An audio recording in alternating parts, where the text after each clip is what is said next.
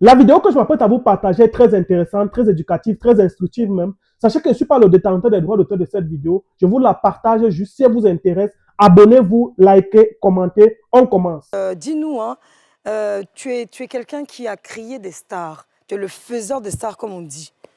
Alors, comment ces deux, entre Fally et Ferregola, ont intégré le groupe du Quartier Latin? Comment est-ce que les choses se sont passées? Très simplement, le premier, il y avait eu défection de quelques membres qui ont quitté le groupe pour aller légitimement créer leur propre groupe. Et j'ai demandé à mon entourage de trouver un ou deux jeunes bien présentables, qui savaient chanter, qui savaient danser. Et c'est comme ça qu'on me l'a emmené. Et quand il est venu devant moi, je lui ai dit, chante un peu.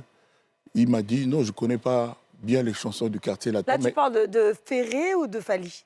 De Fally. De Fally, Il a d'accord. commencé par Fally. D'accord, ça Donc, marche. et puis je lui ai demandé de chanter. Il a chanté peut-être la seule ou l'une des deux seules chansons du Quartier Latin qu'il connaissait en ce moment-là. Et puis j'ai trouvé que c'était bien quand je lui ai dit de danser un peu. Si j'ose dire, danser a cappella, c'est-à-dire sans son, c'était incroyable. Wow. C'était incroyable. Et tout de suite, je lui ai dit, écoute, pour moi, tu es déjà dans le Quartier Latin. Demain, il y a répétition de général. Et puis, quand il est venu à la répétition le jour d'après, c'était, comment on dit en français, tout le monde était d'accord. Tout le monde était d'accord pour qu'il entre. L'unanimité, voilà le mot que je cherchais. Il y avait unanimité, et donc c'était comme ça, j'étais vraiment heureux.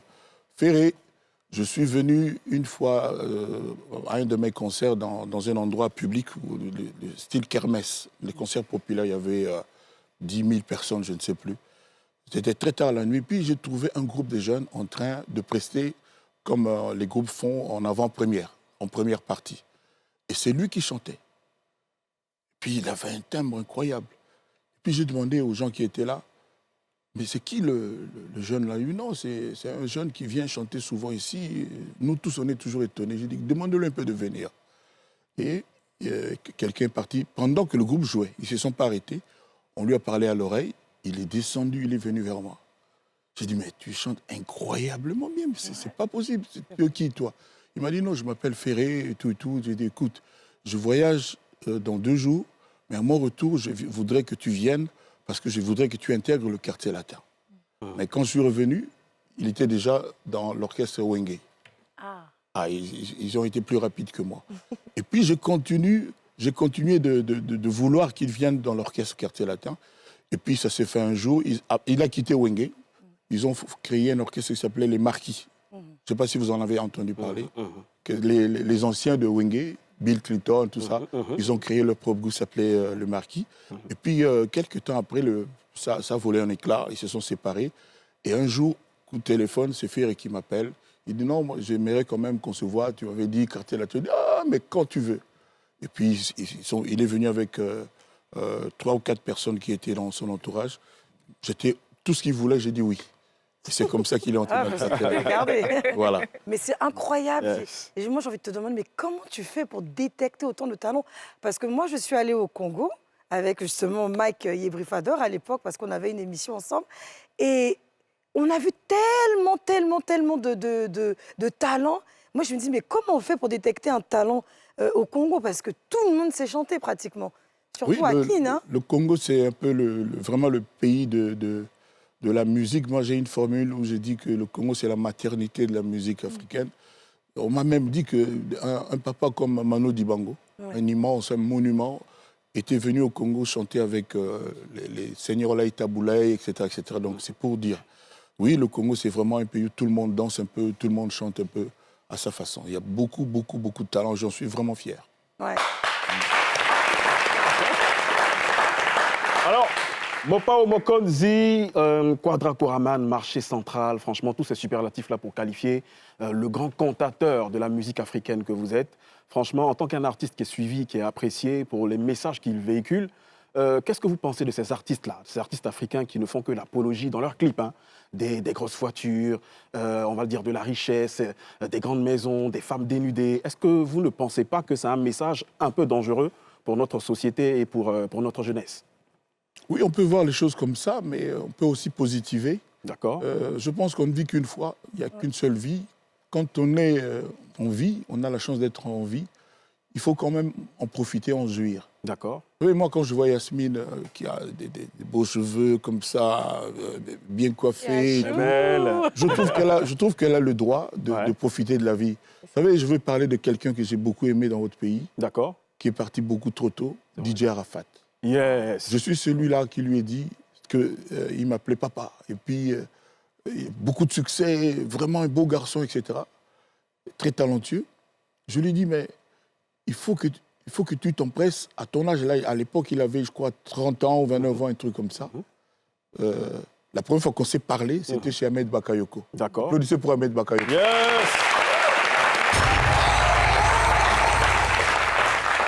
C'était chez Ahmed Bakayoko. Quand on s'est séparés, on a échangé nos numéros. Et puis, il m'a écrit « J'ai été ravi ». C'est le premier message qu'il m'a envoyé. Et je lui ai dit, tu sais, avec le succès que tu as, il faut que tu t'empresses, façon de parler, d'avoir déjà un chez toi. Il faut que tu cesses d'être locataire parce que tu es trop star, tu as trop de succès. Ah oui, c'est vrai, j'ai dit oui. Et puis, la fois suivante, on s'est vu, il m'a dit, oui, ça a déjà commencé, bientôt ça va être vers la fin. Et le jour où j'ai appris l'accident, là, le drame, j'ai pleuré comme un enfant à Kinshasa là-bas. Oh là là. Je ne pouvais pas ne pas venir. Je me rappelle aussi qu'il m'a invité chez lui. Je suis venu, j'ai quitté l'hôtel pour aller chez lui. Il voulait qu'on fasse un truc, moi aussi. Et puis on a fait là, on a improvisé quelque chose que j'ai jusqu'à aujourd'hui. Mais chaque fois que j'écoute, ça me fait une impression particulière. D'accord. Je ne sais pas si un jour je sortirai ce morceau. Par pudeur, pas par respect pour lui, j'en suis à ça, à me poser la question, à écouter tout seul cette chanson. Mais les gens de son entourage se rappellent de cette chanson. Peut-être qu'eux aussi ils l'ont. Donc voilà. Donc la vie, il faut quand même en profiter parce que être parti à 32, 33 ans, comme dit Jafra, avec autant de succès, un aussi beau garçon, c'est pour ça qu'il faut quand même croquer la vie quand on a la chance d'y être. D'ailleurs, il y a une expression, Dieu prête vie. Dieu prête vie, il ne le donne pas.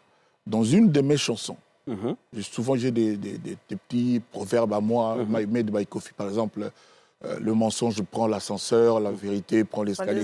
Ça, ce sont mes petits trucs à moi. J'ai dit une fois que Nzambe Akabakate a Defisaka.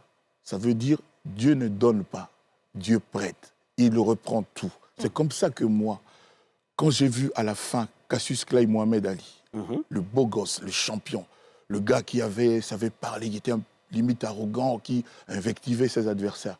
Quand je l'ai vu à la fin, avec la maladie d'Alzheimer, il ne pouvait pas marcher, tout ça, j'ai pleuré parce que j'étais son fan, alors je ne sais pas comment vous le dire. J'ai vu récemment, comment il s'appelle, Kelly, le coureur, là. Celui qui était champion des 100 mètres. Là. Ah oui, le grand de... Il était jamaïcain aussi. Usain Bolt. Non, Usain Bolt est plus jeune, il est venu après. Mais avant lui, il y avait... Quand j'ai vu l'état dans lequel... Carl Lewis. Carl Lewis, voilà, merci beaucoup. Quand j'ai vu Carl Lewis, parce que c'est un beau garçon, un grand champion musclé et tout, j'ai vu, je ne sais plus quand et où, j'ai vu ce qu'il est devenu aujourd'hui. La vie, il faut en profiter quand même. Vrai. Il faut quand même en profiter. Donc voilà, on est des humains, on est ce qu'on est. Bon, quelquefois, il y a des excès, mais qu'est-ce que tu veux? La vie est faite pour qu'il y ait des excès, des moments comme ça. Voilà. C'est super. C'est très bien dit. Donc, on va tous profiter de la vie. Si cette vidéo vous a plu et que vous êtes sur ma chaîne YouTube, abonnez-vous immédiatement pour ne manquer aucune vidéo. Activez la cloche de notification. Si vous êtes sur ma page Facebook ou l'une de mes pages Facebook, vous n'avez simplement qu'à vous abonner et à chercher le lien qui est en commentaire de la première vidéo pour aller sur YouTube parce que c'est là-bas que tout se passe. C'est-à-dire, quand vous allez sur YouTube, vous vous abonnez, soit vous aurez la suite de la vidéo que vous avez vue qui vous a plu, ou soit vous aurez le lien de la vidéo directement sur YouTube et vous pourrez la regarder intégralement. Sur ce, à très bientôt. Ciao, ciao.